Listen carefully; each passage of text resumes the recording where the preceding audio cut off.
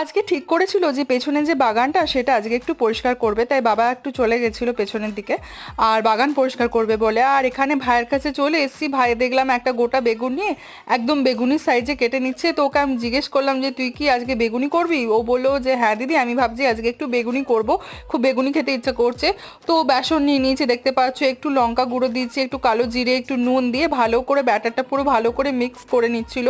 আর একটু গরম গরম বেগুনি 10টার জলখাবারে মুড়ির সাথে বা ভাতের সাথে খেতে খুব ভাল লাগে।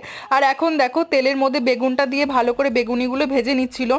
আর ভাই 10টার জলখাবারে বললো যে ও মুড়ি খাবে, ও ভাত খেতে ইচ্ছা হচ্ছিল না। আর এরপর ওই দিনই দুপুরবেলায় আমাদের বাড়িতে ছিল একটু সত্যনারায়ণ পুজো, তো সেটাই সবাই মিলে একটু বসে বসে দেখছিলাম। আর পুজো দেখতে কার না ভালো লাগে বলো, আর আমাদের পাড়া প্রতিবেশী সবাই মোটামুটি আমাদের বাড়িতে সেদিন পুজো দেখতে এসেছিল। আর এখানে পুজো হচ্ছে সেই সময় রেকর্ড করছিল ভাই। এরকম মিনি ভ্লগ দেখতে হলে চ্যানেলটা সাবস্ক্রাইব করো এখনকার মতো। বাই, দেখা হচ্ছে কালকে।